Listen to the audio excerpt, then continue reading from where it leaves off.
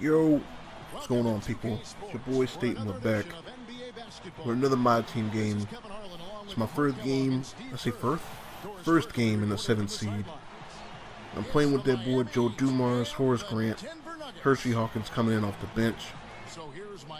Looking at his starting five, the one thing I was a little, thinking about was Danny Granger and Horace Grant. Horace doesn't have the most speed, but neither does Danny Granger. But Danny Granger can definitely, bring him all the way up to that three-point line. So I was really wasn't really sure about how that matchup would go. But my main thing for this game was to try to see what I could do with Joe Dumars. I've been looking as my boy Horace Grant gets dunked on by Gerald Green. I've been looking for a permanent point guard since I started, just somebody who I like playing at the point guard position. And I figured, I got Joe Dumars. He's got good on-ball defense, can score from just about anywhere. His passing is alright. Ball handling isn't exactly where I would want it. But, given that that versatility, and my boy Horace Grant picks up his second foul on the third defensive position of the game. But just, his scoring, look at Craig. Look at Craig. What are you doing, Craig? Come on, Craig. What are you doing? Missing that layup, man. I feel like Joe Dumars could offer me something. So, I wanted to try him out at point guard. And we're going to go ahead. We're going to hit our first shot with Joe Dumars. Early release don't really matter. And early on in this game, man, I didn't have any of my shot releases down. I was just releasing it too early, releasing it, too late. Like, it was just, I just didn't have anything down. Like, I guess that's what I get for not playing in a while. But just off of this game alone, man, I liked having Joe Dumars at point. He didn't play too bad for me. I was struggling with him early because I was trying to force it, but we're going to go ahead and throw this up to Horace. So we're going to go ahead and throw this up to Horace, and he's going to slam it down nasty. That's what he does, man.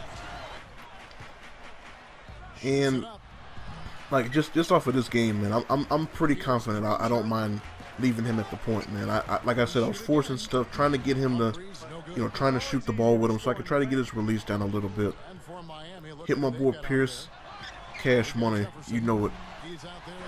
But then once I kind of calmed down and, made better passes, took better shots, I think my offense definitely, go ahead and let me get that real quick.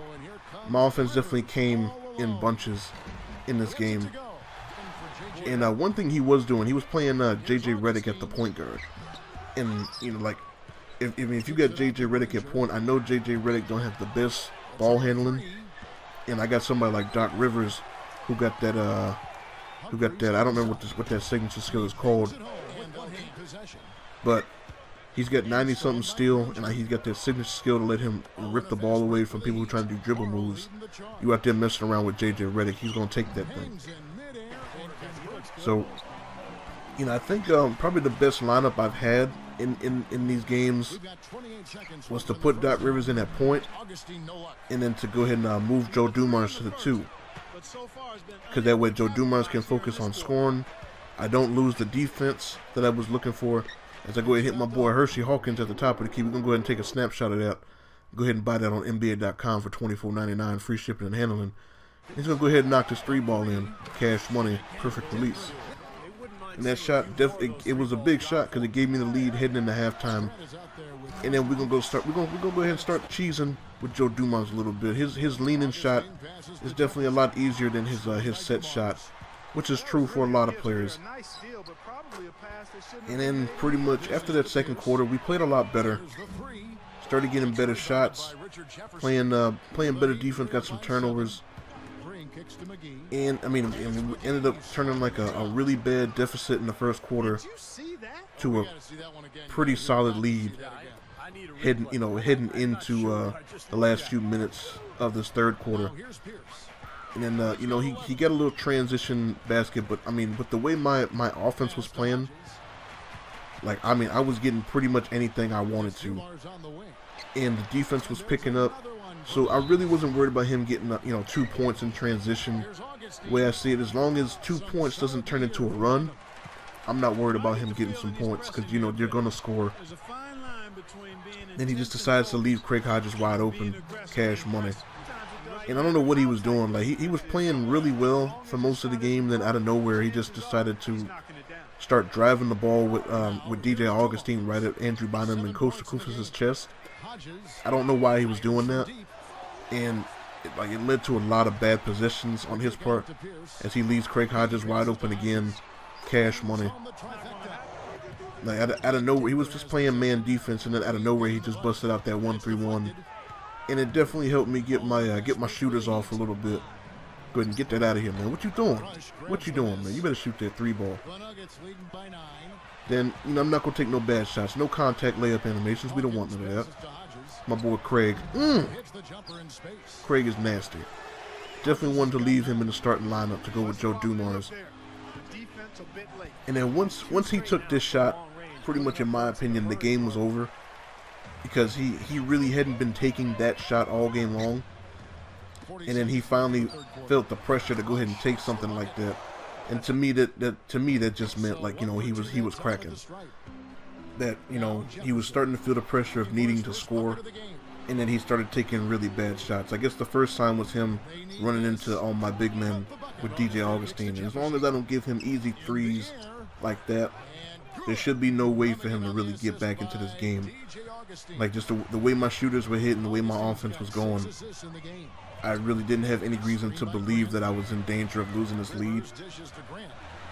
And I don't know why they do this, man. Like, when you sitting there, you get double teamed or triple teamed in the paint, you get somebody wide open, you try to pass them the ball, and they're like, oh, let me go ahead and walk to the basket with you. Like, I don't need you down here. Go away. I don't need you here. And you see, he started doing stuff like that. Like, he had actually started doing that in, like, the second quarter. I think it was it's like the third quarter. Where it's like, I'd come up, he'd leave me open for a shot, I'd hit it, and he would just throw the ball up real quick to Danny Granger for a layup. You know, because Horace Grant can't really race that dude up the court. Then we're going to go ahead and give the ball to Pierce, let him go ahead and close the game out. This is why I gave him finisher. And I gave him fourth quarter closer. Let him go ahead and end this game. Costa Kufis gets the rebound. And you know the game ain't over until Kuf get his points. When, hook shot, Kuf put that one in. And this is a monumentous occasion. This is the first time I've won a game in this MyTeam without the other person quitting on me. This is the greatest moment in history. You see, my boy Pierce did his thing. He went off. Hersey Hawkins went out there, spread the floor for me. Horace Grant had the best plus-minus on the team. Joe Dumars played really well. So I'm really liking these three so far, man. I definitely can't wait for the next game. Playing with pretty much the same lineup, no changes. And I definitely think the difference in the game was probably the second and third quarters. Like, I didn't play too well in the first or the fourth, but I was able to keep the scoring pretty much even. And I really owned the second and third quarter, which turned an okay deficit into a really sizable lead to finish the game off.